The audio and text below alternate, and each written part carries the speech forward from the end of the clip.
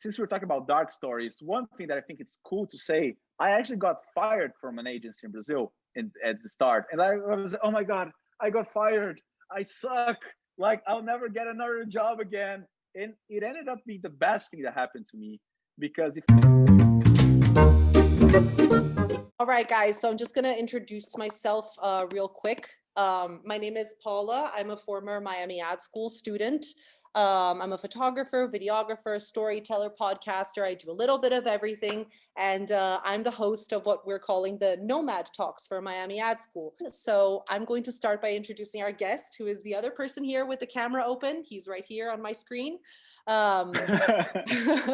His name, I'm going to do a quick bio just to introduce you. So his name is Marcelo Dzialoszynski. He's Brazilian. He was a marketing manager for 5 years, but decided, as in his words, to come to the fun side of the force. And that was in 2017. So since then, he attended Miami Ad School. He won so many awards. I'm not even going to read them. You guys can check his portfolio. He interned in New York and is now living and working in New York at MediaCom, New York, where he is a creative force behind a brand that he already loved as a kid, which is Pokemon. And you can see by his background. yes. He is also the creator of a YouTube channel where he gives tips on how foreign creatives can land a job in the US, and he interviews creatives working around the world. So today, welcome. Thank you so much for being here tonight on Thanksgiving. I know you're in the US, so thank you for being Yes. here. Thank you so much, Paula. So happy to be here. I was really happy when you guys invited me. Miami Ad School was definitely one of the best decisions I did in my whole life. Helped me so much on landing a job here in the US. And well, I watched the other two Nomad Talks with Camila And and Frank. and Frank. They were amazing. So I hope I entertain and I help everyone as much as possible because they set For the sure. bar way too high. But it's really good, really nice to be here today, and thank you for having me. Of course. So let's get right into it because we have a lot of cool content. I'm gonna put your information too in the chat so people can look at your portfolio and your Instagram and your Thanks. YouTube. But the theme of tonight then is how to land a job as a creative in New York. And I'm sure that a lot of students and people who work in creativity, it's sort of their end goal or sort of their milestone goal to like live and work in New York, right? So I think for you, I just kind of want to take it back a little bit and have a chicken and the egg sort of question. Like, what started first? Did you have this dream of living in New York, for forever, or did it sort of come about with the exposure that you had at school? Like, walk me to the beginning of this dream, if you can. Yeah, so I always dreamed to live and to work in the US. Like since I was a kid, my mom and my dad took me to Disneyland when I was very small, and like, oh my God, I love this country, I love the culture, I love everything. And when I was at university, I had a chance to do an exchange program at the University of Texas at Austin, and it just increased my love for the US, and not just for the US, but to have an international career. I always thought, okay, I want to live in other countries. I want to know other cultures. So even before I came to the advertising world, as you mentioned, I started my career actually at with working at logistics, which has nothing to do with advertising. I quickly Doesn't thought, sound okay, creative. Yeah. yeah, this has nothing to do with me. Let me try to change to marketing. And then I changed, and I was always thinking, okay, this is temporary. I'm working in Brazil, but I really want to work in other places. I want to work in the US. Eventually, I decided to change career. So I took a step back, started to learn advertising, to study, right? And then I found out that Miami Ad School had this amazing program called Quarter Away. That basically your last 3 quarters, so your last 9 months in the school, you can stay 3 months in one country, 3 months in another, 3 months in another. Always doing internships in different places, and also studying in different schools from Miami Ad School. So I said, oh my God, this is really good. This is a very nice and powerful way to start your international career. So then I said, okay, this is the time. Now is the moment to try that. So I went. doing my quarter away already in mind. Okay, I want to land a job after the quarter away. I don't want to just stay there for 3 months. And but it always sounded to me really, really hard. Everyone was telling me, "Oh, it's super hard. You need a visa." But then I saw Miami Ad School ad on Facebook, a paid ad that was actually Camila Ciapina, the previous speaker, where she was Yeah. saying, "Hi, I always like I'm Camila. I'm a former student, and I always dreamed to come to the US. And thanks to Miami, I was able to." So I said, "Okay, so someone managed to do that. Someone made it. So it's not impossible." So I said, "Okay, let me try that." But so definitely the quarterly helped a lot, but there's a lot of other things that you need to know and you need to do. Um, Even if you don't do a quarterly, it's totally feasible. You just need to know exactly what you need to do, what are the requirements. And that's actually the reason that I started my YouTube channel, which is called Publicidade na Gringa, where I teach people how I landed my job here and how they can do the same thing. Yeah, because I mean, So if you yeah, think about it, like you did it relatively quickly, you know, if that transition in your career was in 2017, you said, yeah, right? exactly, That's exactly. Yeah, 3 years later and you're there. So that's a pretty impressive time. yeah. Yeah. Yes. So tell me a little bit more about these internships in New York, because this is something that I think is super interesting about the school, even though just a FYI, I went to Miami Ad School, but I did digital photography and video. So I didn't have the exact path that the advertisers have at the school. But I was looking in one of your works in your portfolio, for example, that you had, I believe, correct me if I'm wrong, interned at Gray in Brazil, and then you were able to intern at Gray in New York. Is that correct? Yes. Yes. Yes.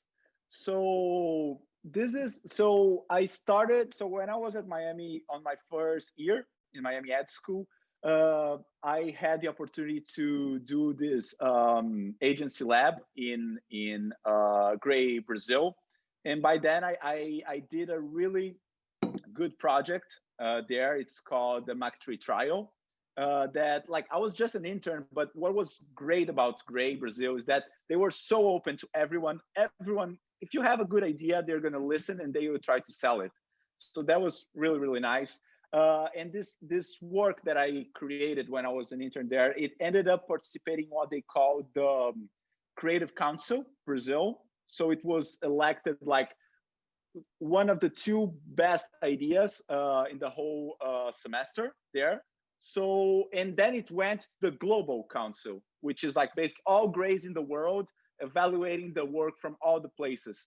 And I mean, we didn't won, we were not first place, but we were there, we were among the finalists. And what was really nice was that when I went to Gray, New York for my quarter away, they already knew my work there. So You were like it put, famous. yeah, well, you can say that. So it was cool. Like when I was showing my book to them, I said, "Oh, I remember this. Like I saw that," and that put me in a different level. Like they started to look me more like, okay, this guy knows what he's doing. Like he's a creative rather than just an intern. Um, but yeah, just to tell you all the places that I've interned through Miami. I started Gray Brazil, then I went to Gray New York, basically because I always wanted to come to New York. And I was, okay, I'm having such a great time at Gray Brazil. I'll probably have a great time in Gray New York. And it was also really good. Like now Gray apparently is not going to exist anymore because they're merging with the KQA. Yeah, I But was reading yeah, about that this week. yes. But I think both. I mean, it's two different worlds that will come together.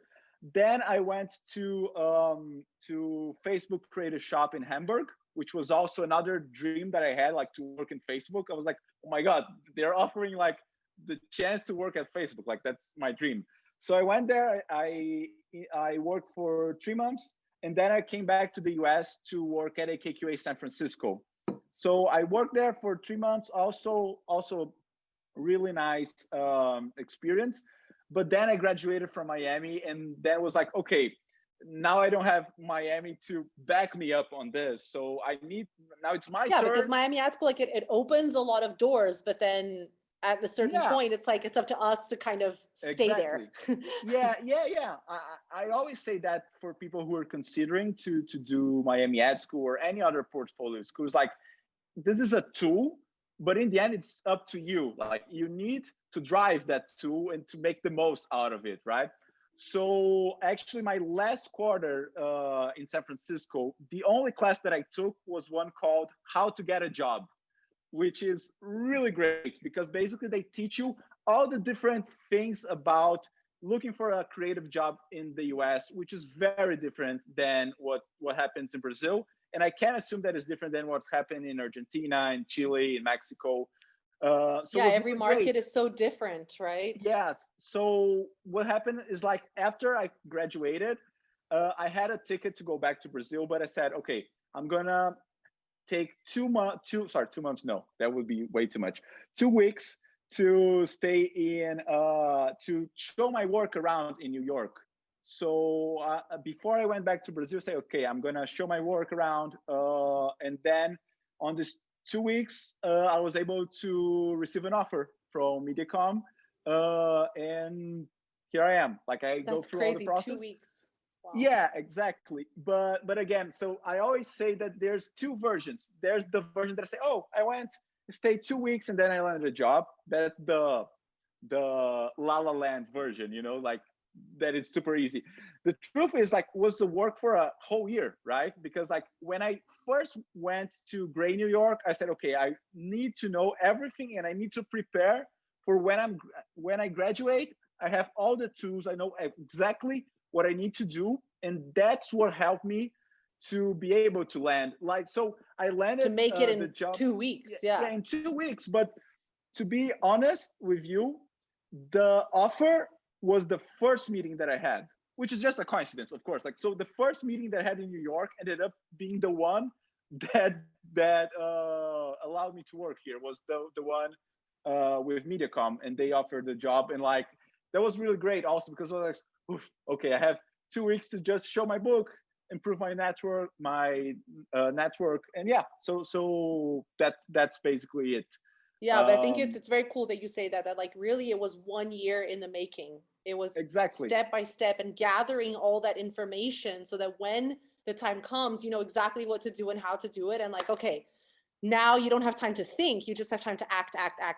Exactly. Yeah, and like once you receive, even after you receive an offer, there's so many steps that you need to like to go through that you can't allow yourself to like, oh, I'm gonna learn on the go. You need to be prepared for that. So for example, I have a video on my channel that is like the 5 steps to land a job in the US. I'm gonna put it on the chat now for people to watch it But later. but as I was thinking, I would actually add, and we can go through the steps here, but I would add step number 0. That is exactly what we are doing here. That is like gather information, learn 100%. everything, Learning because from other people's experiences for sure. exactly. So, for example, my first time in New York, I was already showing my book, and I knew I was not able to land a job by then because I had more time, like doing. I still had like 6 months of Miami Ad School, but it was really good. Like I started to know people, so when I came back, they already knew me. That helped a lot. And another thing that was good, for example, one person that I talked to was Marina Beldi, who is also a teacher at Miami, New York. And what was really great is that she introduced me to the O1 visa, which is Hmm. basically the visa that you should aim if you're in the advertising world. So there are a lot of different working visas that I have some familiarity with all of them, but the O1 visa is definitely the one that you should aim if you're like the regular Brazilian, Argentinian, Chilean ad guy, because it basically it's very focused on your work, on your awards, on your recognitions, which is something that we are very privileged for our work, because like for a lawyer, for a business guy, they don't have a profession that has like award shows. So it's way harder to prove that you're A extraordinary great alien, lawyer, yeah. which is how they call. So the O1 visa is funny, the name, but it's extraordinary aliens, which is, or people with extraordinary abilities. So yeah, it's the Justin Bieber visa, for those of you who don't know. That yes. was Justin Bieber's first visa. Yes, exactly. I actually want to read something here from Luciano. He said, "Thanks, Marcelo. I can see the light at the end of the tunnel. I graduated in international trade and freight forwarding, worked in the logistics industry for 7 years, and now decided to make this career shift to communications." So before we kind of go on into the more like logistical part of moving to New York, let's say, can you like walk it back a little bit and just kind of talk about that moment, like that transition, Sure. that Yes. you know, that shift, like, okay, let's do this. Yeah. I love to tell the story actually. So thank you, Luciana, for your question. So basically, so as I mentioned, I my first job was at logistics, basically because like I graduated in business administration, and in business you learn a lot of different things. You learn finance, you learn logistics, you learn marketing, and by then I based on the classes, I said, oh, I kind of like logistics. Like it sounds exciting, it's interesting. It's a little bit of humanities and a little bit of the exact sciences. But when I started working, I said, okay, no, this is not what I imagined. And I started working at P&G, or Procter and Gamble, which is like the basically the enterprise that is behind Gillette, Pampers, Pantene, all these amazing brands. And they're also like the guys that invented marketing. So there, when I was at town halls or meetings, I always noticed, oh my god, like marketing, like they have like from a meeting of 2 hours, they have like 1 hour and a half, and then the logistics guy has like 10 minutes. And I say, oh my god, marketing is amazing. So I managed to transition to marketing, but I thought, and I think a lot of people that don't work in marketing or in advertising thinks that marketing is like propaganda, creating commercials, and you're the creative guy. No, you're not. That the truth is like you're the guy that is briefing people to create your campaigns. But more than that, at first this was fine. Like for me, so, oh, it's cool. I'm gonna have some talks with people, with the agencies. I'm gonna approve. I'm gonna reject. That's fun.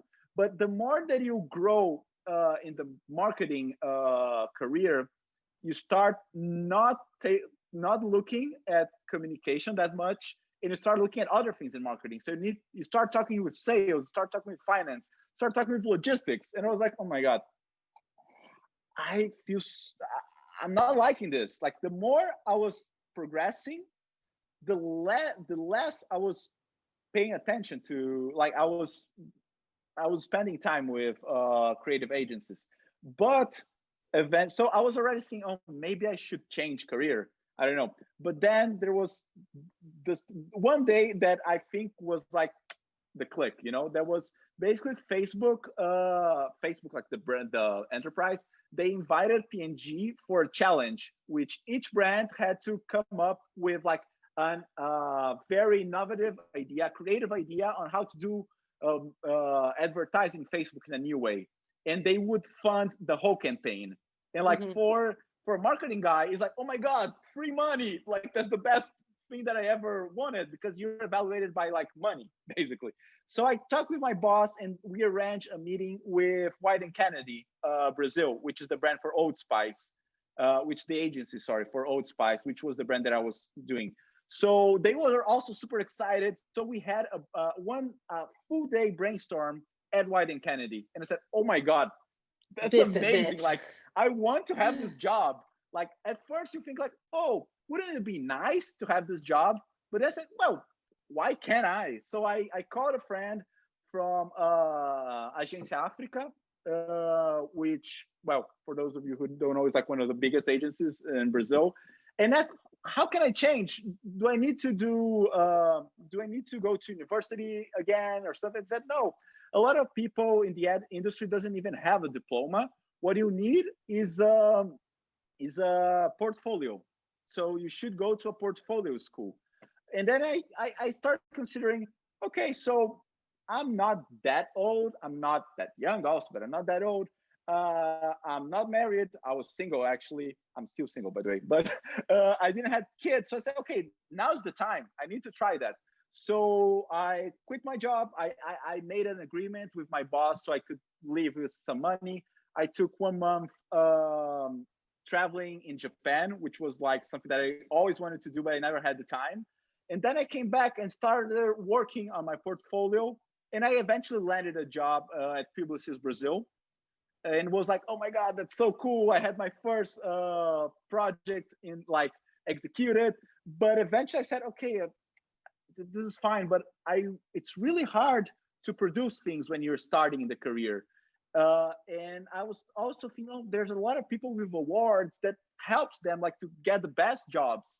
So I need to know more about creativity. I need to win awards. So that's when I said, okay, I need to do another, I need to go to Miami Ad School, and that will help me. And that was definitely one of the best decisions ever, because like, as you mentioned, like I won so many awards. I was able to work in so many places. It opened so many doors. And at the same time, I built a network with some of the best names in creativity, you know? So like right now I'm interviewing a lot of people on my channel that like are big names in the industry, but the first ones are also big names, but big names that I knew because I went to Miami. So yes, so I guess even let's disconsider Miami at one point here, but I think the key is like it's never too late. We had Frank in the first Miami talk. He was vice president of a bank. Like Yeah, and I think he was like 30 something, and exactly. 35 when he started Miami Ad School. And there's not, first, there's nothing to be ashamed. I think that's the Yeah. first thing. And two, you can use that as an advantage. You know, you understand more, you have some understanding of other things. And for example, my previous experience as a client definitely helped me because I know like what's to be in the other Yeah, side, I which I was think is just gonna really say good. that. I was gonna say that like most people tend to think that, changing things every certain number of years is gonna put you at a disadvantage. But I feel like now, and I'm 35 now. So now I can kind of like look back and see where the dots connected and what at the time I felt, oh, this is not gonna serve me any purpose. And then it serves me a purpose. And so like things do end up making sense. And it Yes. doesn't have to be this sort of like linear, I studied this in college, so I worked with this, and then that's not really how life is for most of us, I would say, Yes, I nowadays. mean, yeah, Nowadays. yeah. I mean, which is amazing from the time that we are living. You know, like Yeah. uh, We have back that then, like like it's freedom. like you go to one job and you stay there forever. Now it's actually funny because I had that mentality when I entered PNG. I was like, okay, I'm gonna stay here forever. And now, to be honest, I want to have, of course, like talking mid long term. I think I want to work in a lot of different places in my life. I want to work in different countries, in different cities. I want to work with different brands, and that's just amazing that we can do this For nowadays. sure. Let's take a question here from Barbara. Thank you for sending it, Barbara. She said that she's studying advertising right now, and she's Hmm. still in the second semester. So I'm assuming you're quite youngish, college. Let us know here. So can you give any advice for those who are starting at this market? And I think I'm going to add a layer to that, which is, Okay. there's the general advice, and then there's the advice of what's going on right now in the world. Like you being in New York, maybe you can offer sort of a different perspective of what's going on in the market, like with COVID and everything. I don't know if it changes Yeah. somehow how you So think, yes, but I I think so. One general advice that I have, and I think a lot of people don't consider this, and it's normal because like we are still learning when we are at school, is that make the most of your time there. You know. So for example, when I started Miami Ad School, I saw a lot of people not submitting work to awards, and that was too late. You know, like because you only have two years in college, you have 4 years, but still you only have this 4 years. And the sooner you start doing that, it's an exercise. The more you try, the more you get faster. It's faster to get better. You know. Yeah. So Yeah, I I think think it's that that thing of like fail faster. exactly, exactly. You need Because to you learn try. from Like, your mistakes. It's like just try and yeah, see how it goes, you know? exactly. Like the first award that I submitted, my ideas were really bad, really bad. But then you start learning what's working, what's not. Another advice that I would say is like, look at the portfolios of people that you want to work with. So you Mm, learn what they're thinking, what they're considering, and considering and because you mentioned like this whole new normal situation, I think just consider that there are people that are open to talk to you. So, and this is already creating an invitation. Like, if anyone wants to talk to me after this talk, also, I'm totally open. So, especially now that we don't need to go to a cafe, like to Starbucks to talk, we can just have a Zoom. Like, I already put approach your people. Instagram, I already put your Instagram handle on the chat, so they'll be able to stalk you all they want. Yes, yes, feel free. Yeah, LinkedIn, also Facebook, YouTube channel, also, please subscribe. Anyway, Yeah. okay, yeah, I hope that answers the question. Thanks, Barbara. If there's anything else, send it here too, okay? And yeah, she says she's 23. So yeah, she's pretty young. Yeah, you're so young. You're so young. Yes, Yeah, you have so much time, girl. So much time. But like, yes, yeah, just go for it. I think what we were saying in the beginning, the step zero is even like believing that you can do it and even having that dream and talking to people, learning from their experiences and seeing if you think that would be a right fit for you. So sometimes, yes. you have to think out of the box and just go for it. Exactly. So Leonardo Azevedo wants to know who your friend in Africa in Agência Africa was. He's just curious. Oh, So I okay. don't Yeah, no, it's Anderson Vieira. He's a maybe they know great each other. copywriter. We had the chance to. So actually, like, we went to UT Austin during my exchange program during university. That's where I met him, and like, he's such a great guy. I actually had the chance to interview him on my channel. So also, if everyone wants to look at his interview, I also invite you. He's a great guy. He's one of the most funny guys that I know. Like, lots of laughs. So yeah. Awesome. Erika wants to know what's the difference between working in an agency in São Paulo and New York? So a lot of differences. The main one I would say is, so there's no lunchtime here. So because I love That's so to eat, true. eat. There was one day that my first day at Gray New York, I said, okay, at what time is lunch? Because you want to know, like, if it's like at noon, at 1. And I said, whenever you want. It's Yeah, like, and in Brazil, it's a cultural thing to go out yeah, to lunch with your yeah, coworkers. Actually, I remember seeing someone from Peru here. He or she can tell us if it's the same in Peru, but I yeah. imagine No, it but is. so yeah, yeah. So basically, in Brazil, it's we call mini vacations because it's 2 hours long lunch. It's like, and in Brazil, sorry, in the US, it's like you just go and grab something and you get back to work. And that, I try to have a break, but that's one difference. The other one, you have way more meetings here in the US. There's a real process to the madness here.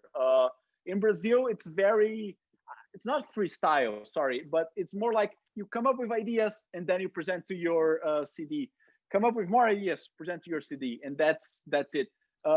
Here you have a lot of check-ins with project managers. That's another whole difference. There's a project manager, someone like who's making sure all the deadlines are met.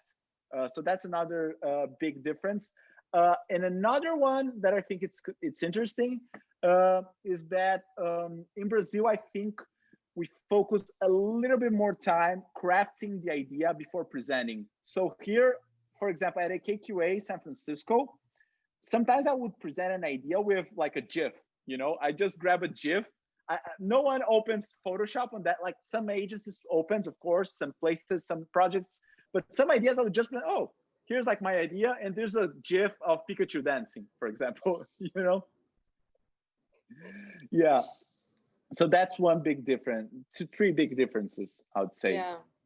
Yeah, I've lived and worked in both cities, and I agree. Like, even though São Paulo is a huge city too, New York just feels like also more like competitive. I don't know if that's if Uh, you feel that, Marcelo, if it's just me. but it Yeah, feels a bit well, more competitive in New York. Like everyone's just like, you know, because there's people from all over the world that are trying to work there. So, you know, it also yeah, adds a layer of excitement too, you know, because there's always something new going on. So, yeah. you know, Well, and another thing that I think is cool to mention is like because you're in the US, the chances of working with the best directors, with the best brands, like this is very exciting, you know. Like I won't say names, but I was reviewing some directors for a TV copy that I'm working on. And I'm like, oh my god, is this guy actually being considered? Like we can pay for him because like it's in dollars. That's amazing, you know. So that's another thing that is really really cool. that's so cool. All right, so let's get back to your channel until someone sends in another question. So we can kind of like go through the steps. First of all, let's talk a little bit about your channel. For those of you who don't know, he has this channel called Publicitários na Gringa, which is, I guess, advertisers abroad Yeah, on at Men YouTube. Abroad, Yeah. exactly. And where are the women in this? No, just kidding. Yeah, I'm I'm sorry, joking, I'm I didn't joking. mean that. I'm joking. So then basically he kind of like walks you guys through, you know, everything from the visa process to, for example, Exactly. the last video I saw, I think was related to food because it is tough, you know, you're in a new city, Yeah, how to oh, not like get fat how do you living in the US. and also how to eat on a budget, right? Like you don't want to spend, Exactly. because if you're not careful in New York, you'll spend all your money on food alone and rent, Yes, right? exactly. So Yes. tell everyone a little bit about the channel so they can get So familiar with yeah, it. Publicitário na Gringa, it well, I always first I love the YouTube platform. I really like to spend some time there, and I also like to create, and I think it's very important for people in advertising to have their personal projects if it's something that they like. So when I first started living the like so living in the US is very different than like staying for like a couple of weeks, you know. Vacation or So I yeah. started to have a lot of doubts, and I was looking on YouTube for answers, and I couldn't find them. So I said, okay, what if there was a channel? So I started to answer a lot of questions. So I started to make this video. So I have some videos of like how to qualify for the visa, how to write an email to get an interview, how to look for work, a lot of different things. And I also have all these interviews. So yeah, that's basically it. Every so we have videos every Monday. Every Monday is a tip. So like for example, how to get a better in English, or like do you need to be that good in English or not? I answered these questions. And every Friday I have a guest that tells his own story related to working abroad Oh, or like the studying abroad. interviews. For example, Nice. for those of you who uh, don't speak Portuguese, there's actually an interview in English with Hatem Alkad, who is like an Egyptian that just landed a job here in the US, and he's the most awarded ad student in the world. So Oh, really great guy. I encourage you guys to watch that. And what else? Oh yeah, another thing that I think is worth mentioning is like most of the videos are based on questions that people drop in the comments. so it's So really like like a very organic process in terms of the content. yes, totally. Like Yeah. my job there is like to help people. So if anyone has a question that eventually is not answered here, feel free to drop a comment there, and I will be more than happy to not just to answer, but to make a whole video about that. Awesome. So Yes, let's get back to that like 5-step list that you had. Is it okay if I post it in the chat so people see the whole list? yes, I translated the one you sent to me. So step 0 from what you mentioned was like gathering info, talking to people, studying the process, which is kind of what we're doing now, and people can Google and, you know, network. And so step 1 would be adjusting your portfolio for the American market. So can you talk a yes. little bit about that? Yeah, let me go through the 5 steps here. So first is adjusting to the US market, and this is separate in two different layers, you know. So one layer is like the quality of your work, which is like what you would do in any place. The only advice on this specific part is like know what's your differential, like what's your strength. So for example, if you're a copywriter in Brazil, I would probably have like a lot of headlines, long copies. That was not the case when I was looking here. I was Mhm. focusing on like having the most creative ideas, like so case studies, boards of like very big ideas. Because in the end, if they want someone that writes really well, they will hire like an American, and they don't need to sponsor a visa and things like that. So focus on having really, really great ideas. That's something that I think it's super important. But at the same time, if you're art director, Brazilian art directors are known for having amazing craft. So you should also focus on that. That's also something that is important. But then is the real adjustments on like what people are looking for. So first adjustment that sounds very basic, but it's super important is like have all your work and the whole book translated to English. And I know it sounds like that's obvious, but a lot of people like, I don't have time to adjust this board or this print. Like have everything. Because if they don't understand what you're saying, they will just skip, right? The second part, the second adjustment is to have a link to your CV.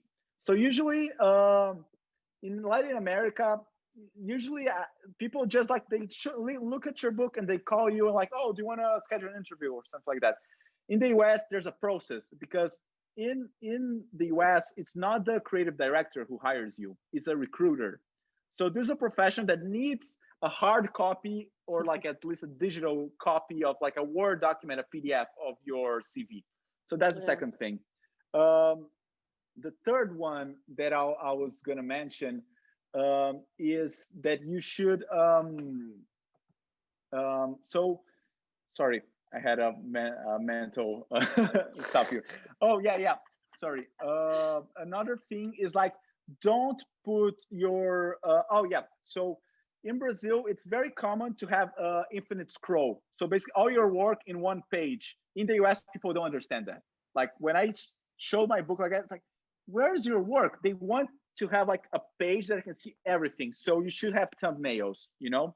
So if everyone, I hope everyone understand what's a thumbnail. If not, I'm more than happy to look at my portfolio. It has thumbnails. So like it's a button for each project. So that's the Nice. step number one. Step number two is to send 1,000 emails to every single person in the US because like a lot of them will not reply to you. That's just true because like they have a lot of things to do. So a lot of people will not reply to you. But how do you get the contact of all these people, right? There's three strategies that I use. First one is related to Miami Ed School, but you don't need to be at Miami Ed School to use it. I went to Miami Ed School Facebook page, and basically they have a lot of videos that are called the Industry Hero Talks. So every week they have, I don't know how it's working during COVID, but every week during classes, they have one really good guest, like one amazing person in advertising that gives us a talk, and they broadcast live on their Facebook. Even if you're not watching live, the fact that they're going to school and that they're talking to students, that says something, right? That says that they're open to to find people that are different. So I sent emails to all of them, to every single speaker.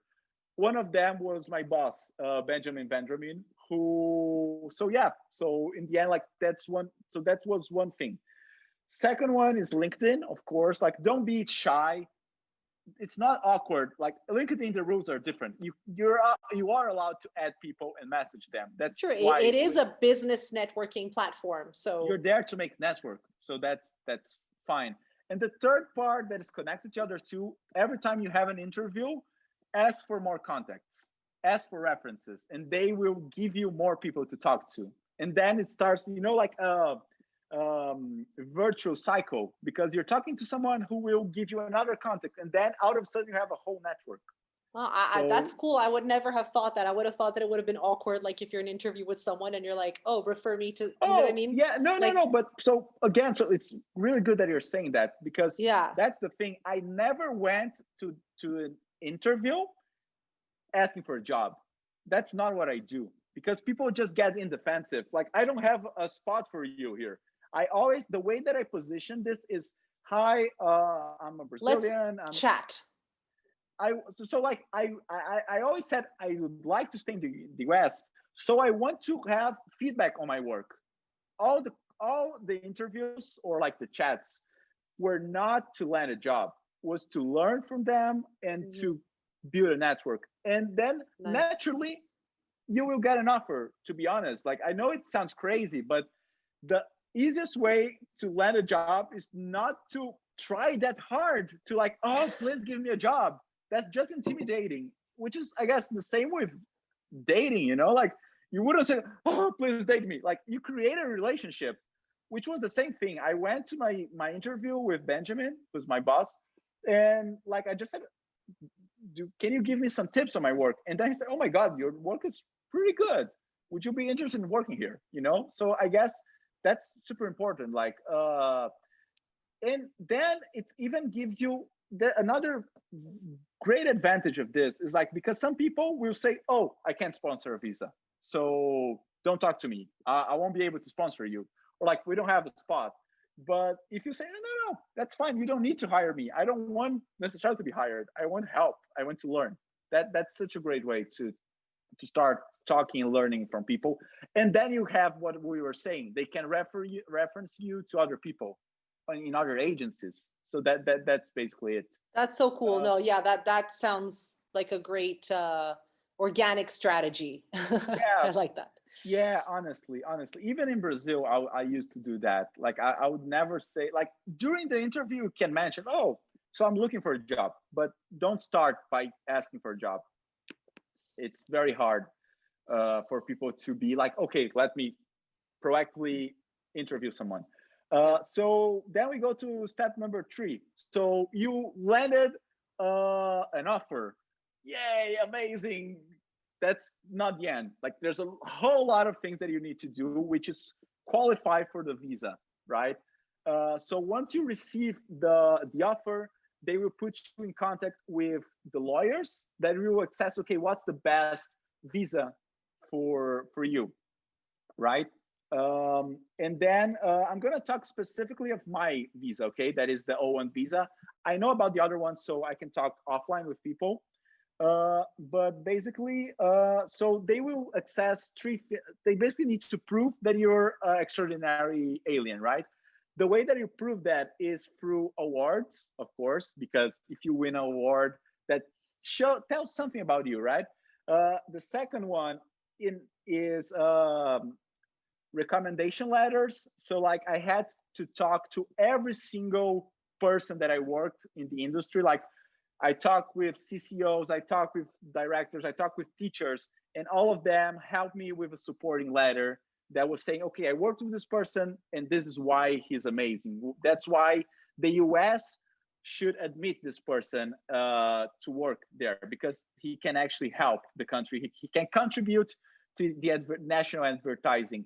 And then another one that we have, another one is publications. So like, that your work has been put in some Published. places. Yeah. Published, exactly. So for example, one thing that And also in your own country, I think this is important to say too, because they want to see your published work, not only in the US, but that like you're a published, you're an asset in your own country. Exactly. And a lot of people tend to forget that, and they just try to get published in the US. No, yeah. But no, yeah. It's great that you said that. I didn't have any publication in the US by then. All the publications that I had was in Brazil. But that's also a very important tip. Like, advertise your work. So for example, when I create one of the works that I had on my book was a chatbot that I created. And I could just had a chatbot. I turned my portfolio into a chatbot. And that could be the end. But I sent to Clube de Criação, which is kind of the ad age in Brazil, and said, oh, I have this project. I think it would be cool if you guys talk about it. And I said, oh, this is super cool. And then I got a publication. So like, don't wait for things. You need to advertise your work, and the same thing for awards. So you can't just say, oh, I won an award. They need all the certificates. So that's another thing that you can start doing right now. Call or email all the award shows and say, oh, can you give me a certificate? And then they email you that certificate, and that's it. After that, they will submit that. It's like a 200-page thing to the US government. And then after 2 weeks, they said, okay, you're approved. And then you have like the last part that is like you're still like you're still having a heart attack. That is like going to the U.S. It's not consulate, yeah, in Brazil. Embassy, or Embassy, yeah, to do the interview, which is very standard. Actually, it's not that hard. Like they will just check if you are you, and that's it. But then you get to the US and you still need to do some stuff. You need to get your social security. Without that, you can't get paid. So first thing that you do when you land from the plane in the US, go to a social security office and get that. And another thing that you need is to start building your credit score. Because without that, you can't get a credit card. You can't have good rates for your rent. So there's a whole world that you need to start working on, which I actually cover a lot in my videos. So if anyone is more interested in knowing about this, you can look at the videos. But yeah, those are the 5 steps to land a job here in the US, I would say. Amazing. So let's get to some questions. So Luciano, it said, I'm going to read it to you. Let's bring the elephant in the room. How much should you expect to make in São Paulo and or in New York as a junior? And in what city do you get more bang for your buck, as in the cost of living versus the salary?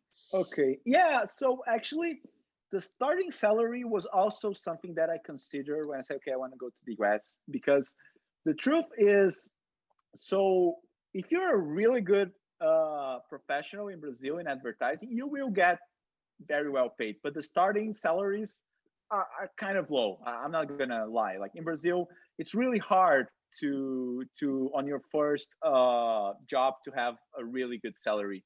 And I mean, it varies, but like I would say it's way lower than here in the US. You know, so in the US, I would say like the starting salary for someone who haven't worked but has like a good portfolio would be annual salary. Okay, 65,000. That's a pretty good salary for someone who never worked, which is around 5,000. Yeah, 5,000 per month. But that's gross salary. Then you need to take all the taxes. Which in the US, which in New York is 30%. So like then it gets a lot of your. But yeah, so just answering your question, I think that in the US you get more money at a junior position at first. Cool. So Krishna is asking, let's see, is she next? Yes, Krishna. Do you think as an advertiser it's important to learn Portuguese? I know English and Spanish, but I want to pick a language that would help me in the future. That's curious. I never heard anyone ask me that. So I think it's important if you want to work in Brazil, to be honest, because so basically with English you're covered basically in any place. Of course, if you know the language of each place, it's better. But the only exception is if you, and I'm quoting a friend here, if you work at David Miami, David the agency, because it's an agency in the US, but they have so many Brazilians that my friend actually mentioned, oh, they're always talking in Portuguese. So I'm starting to learn that. So that's the only exception. I would say like if you know English and Spanish, you're more than covered, definitely. Yeah, I would say also it's like it really depends on the person's objective. Like, yeah. Oh, if it's my dream to work in the Asian market, I don't know. So then, like, let's say, what would be the best language to speak to get into the Asian market or to get into this? I think, you know. But that's also good. One thing that you mentioned is like Brazil is not a country that have a lot of people from other places. You know, most people are Brazilians because we don't have a department that speaks in English. People do speak in English, but we don't work as a daily basis. It's different than, for example, Germany. Germany people speak in English in the, like in the office. That's not the same thing in Brazil. So if you want to work in Brazil, you should learn Portuguese because not a lot of agencies will accept people who don't speak, but Yeah, that's and the only case. Luciano is saying something in the chat. He said the thing about Portuguese is that you have to learn the nuances, the jokes, and things like that. A lot of things get lost in translation in Portuguese, and that's very Yes. true. Brazil has a lot of advertising that's geared towards like jokes or inside jokes or things that are very cultural. Yeah. Yeah, but I think that's the same for any language, you know? So Yeah, even yeah. here in the US, like one thing is learning at school, but you only learn the real English when you're living, you know, like when you're, because then you start knowing the slangs, the thing, because like one thing is the English that you'll see at Netflix. They adapt that. So like everyone can learn. But the English when you're talking to someone is totally different. Yeah, I feel like advertising in the US, it's so many puns. They love wordplay and puns. And I just remember when I lived in New York, reading on the subway all the different puns and everything. So that kind of takes a while too. That's true. Yeah, and it's the opposite in Brazil. In Brazil, like we never use puns. It's kind of cheesy. Like that's the fun. That's the first thing that you hear. Yeah. Yeah. Okay. So I'm going to get to, I think, one of the last questions. I can't believe time flew by. We're like almost done. It was so fast. I know. And I still want to get one more question in. So but this is a very important question that she's asking, I think. There's always someone that asks in the chat, like a more sort of personal question, which I think is super important. She says, I'm just going to read it to you.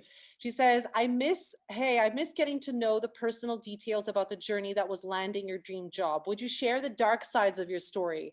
Fears, insecurities, what made you go on? I know it's a very subjective question, but I think that the emotional intelligence is just as important as having fine skills and talent. That is such a great question, because I know so many people that moved to New York and they couldn't take it and they left, which is fine. Each person has their own journey, right? But so go ahead. Yes, that's a really great question. So actually, yes, it is very stressful, you know, like, so for example, when I started Gray New York, I was like, oh my god, I need to make the best work in my life so they will hire me. But at the same time, you're still an intern. They won't give you the best briefs, you know. So at the same time, what I would say is like, you will get stressed, but you need just to think like, trust the process, you know, like don't kill yourself. If you don't land a job at this exact moment, it's not the end of the world, you know. That's not the end of the world. So that's one thing. But then another part that is very stressful is when you first get your offer, you know. So you get the offer and then said, oh my god, I'm so close, but you still need to be approved by the US government. And that's so stressful, because like, it's not a sure thing, you know. You can be a great professional and they can reject you. That can happen. It's kind of subjective. But and also, for example, you need to get all the recommendation letters. So you start, and it's very awkward. Like, how do you ask people to write amazing things about you, and they have so many other things to do? So that's also something that I remember I was talking with my parents, always like, oh my god, he's not replying to me, I'm not gonna get this. But when they replied, it was like, yes, thank god. But yeah, so it's very, very stressful.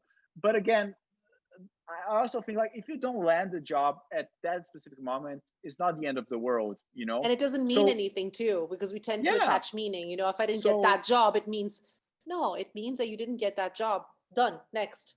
So and I think, especially when you're starting, you think like the place that you are is the only place. So since we're talking about dark stories, one thing that I think it's cool to say, I actually got fired from an agency in Brazil at the start, and I was, oh my god, I got fired, I suck, like I'll never get another job again. And it ended up being the best thing that happened to me, because if I was not fired, I would just stay there and I would not have the opportunity to go abroad and land an amazing job here in the US. So like, everything that happens to you is not the end of the world, and you need to make the most out of it. I know it sounds a cliche, but it's so true. Like, once you admit, okay, things can go wrong, and that's not the end of the world, it just takes a lot of pressure from your shoulders. Yeah. I hope I answered the question. again, like if your question was not answered here, feel free to send me an email. We can chat or leave in the comment section of my channel, and I will be more than happy to answer. Yeah, and I can attest to that. Like Marcelo's like the coolest, nicest guy you guys will meet. So definitely, like he means that when he says it. And kind of hearing you speak, I just it seems to me like having a support system is so important in the process. So maybe that helps, you know, throughout, because you know you had your parents to kind of like lean on and talk about when you were feeling insecure, when you were feeling nervous. So I think part of this process, because there's always going to be stress, like Marcelo was saying, it's always going to be, there's going to be aspects of it that is going to be stressful, and that's okay. So I think having a support system and people that you can call when you're feeling that, and like, okay, I just need to get this off my chest, blah. And other people who have done it before, you know, to talk to those people to kind of keep you going. Yeah, so, exactly. So even, for example, hearing Camila from Pitman Portfolio was also super good. Because her first experience in the US was also like, oh, I got a job, but then they don't understand my visa. So like, it's not the perfect world. There will be times that you will fail, and that's so normal. Like people don't talk that much about that, but like failure is part of the process. For sure. And actually, just for a quick, we have like 2 minutes left, but I wanted to bring this case that you guys can look on his portfolio, but I believe it was the anti-waste label, I think. Since we're talking about failures, you did mention that you submitted the work for an award show a specific year, and you were like, no, for sure, we're going to win. And it wasn't even shortlisted, but then you resubmitted, I think, the following year to a different award show. And then you were... Exactly. Saying very, very fast here. Basically, I created this work for DNAD, and like me and my teacher were like, oh my God, that's the most amazing thing we've ever done. We're gonna win this award, blah, blah. And then when they announced the winners, was like, okay, you're not even the short list. But we said, no, this is a great idea. Like it needs to win something. So we submitted to Cannes, to Future Lions, and then we were one of the only Brazilian works to be on the short list. And that just proves like sometimes you need to believe in yourself sometimes. And who knows, like just, for example, you don't know who's the jury, what they're evaluating, who you're competing with. There's so many variables that can like at one moment can look like as a failure. And then later on it's like, oh my God, this is great. And again, just sorry, I know we're over time, but like, for example, don't worry. Because we're talking so much about awards, it might feel like, oh, if I don't have an award, I'm not a great professional. And that's definitely not true. The only thing about awards is that they will help you land a job because they're a certificate. But I know so many amazing people who never won a Lion, and they're amazing. It's just like that specific work didn't got awarded at that time. But that doesn't mean that they're not good. They're really, really great people. So yeah. I mean, try to do your best, and that's good enough, to be honest. Like do your best. And one last advice that I think is very important.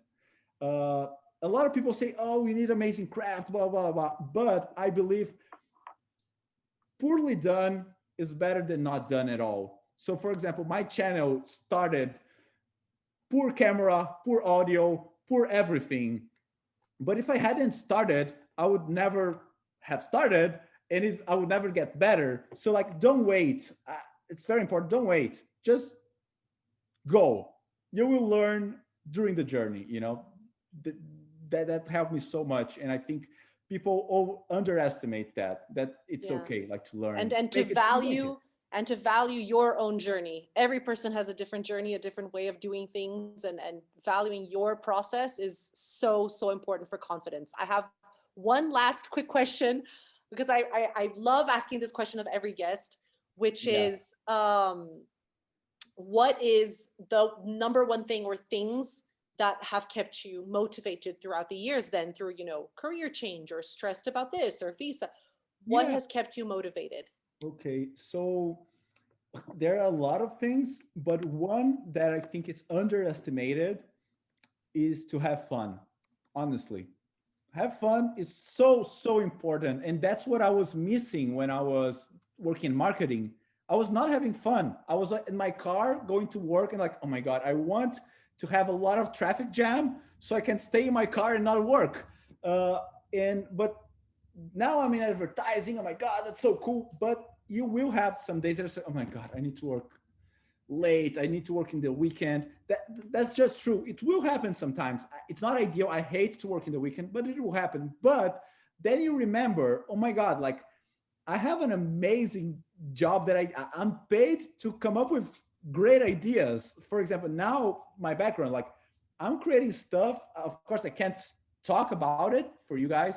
Eventually we'll see it, but I'm creating for the brand that was my childhood dream, you know, like Pokemon. And I say, oh my God, that's so cool. Like I want to do this. Like, so love your work. It's very important. And if you're not loving it, maybe there's something wrong, honestly. Like it's not the end. Of course we need to work to live, but try to have fun in the process, even if it's not Pokemon. Like once I had a brief for a bank, ended up being so cool, you know, like try to make the most out of that, you know. Amazing, Marcelo. Thank you Does that so answer your much. question, I Paula? think it did. Okay. Yeah. I think for me, it's like what's kept you motivated is a sense of fun and trying to make sure that you're looking at that too, and not just focused on the hard stuff, but saying, you know what, I'm going to enjoy this process. So And that's trust the great. process also. What you said is so important. Trust the process. Like creativity takes time. You're not gonna, maybe you will have once the most brilliant idea in 1 second. That's not usual. You need to try. Like usually, I know it's not exactly the question, but like I start a brief like literally throwing up ideas, like ideas that are bad, just so like something there will be really good eventually, you know, but it's not fast. You need to trust the process that eventually you will land in a good idea. That's also something, because failure makes you demotivated, right? But if you assume you're gonna fail eventually, that helps you keep motivated, I guess. Yeah. Again, trust the process. So important. So important. All right, guys. So I want to thank everyone for being here so much, and thank you for your questions. I always learn so much in these. I always leave these lives like so inspired. So thank you so much, and Marcelo, thank you for your kindness, for your willingness to be here, for your channel. Which, guys, I put it in the chat. So you know, talk to him, like ask questions, look at his content. Because his stuff is really cool. And as you can see, he's such a great guy. So thank you so much. You're so nice. And that's it, you guys. Thank you so much. Good night. And check in on our next Nomad Talk as well. Anything else you want to say, Marcelo? No, just thank you, Paula. Thank you, Bernardo. Thank you, Pia. It was such an honor. Like Miami Ad School helped me so much, and it's really an honor to be here helping people. Again, I can't stress more. I'm available for you guys. Like use me, use other people, our community. I know sometimes you think, oh, ad people are just like douches, but that's not true. There are a lot of great people that want to help you. So look for them. I'm here to help you with anything, not just land a job in the US, make your portfolio better. So like, I'm here, use me.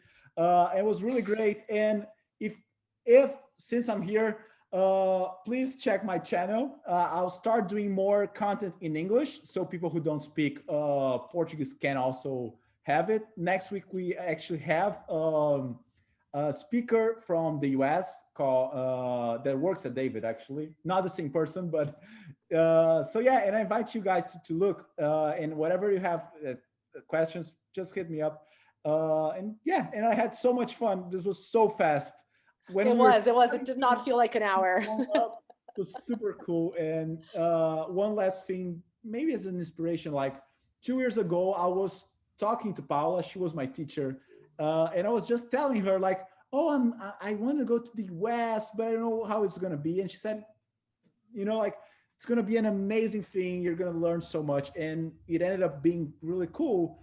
And here I am talking with her. So again, what I'm trying to say here is, trust that it's possible. You know, like I couldn't imagine that I would be here talking with her like 2 years later, working in the US with some awards. So yes, you need to try. That's amazing. And when all this whole COVID craziness is done, I will be in New York. We're going to get coffee. We're going to go out in New York. Like this, we can stay positive to get through these tough times. Yeah, So thank you so much. Thank you. And thank you for doing Nomad Talks. It's such an amazing project. And I'm looking forward for the next one. I'll Definitely. For sure. All right. Thank you so much, Marcelo. Thank you, Thanks, guys. Good guys. night. Thank you. Good And night. see everyone in 2 weeks.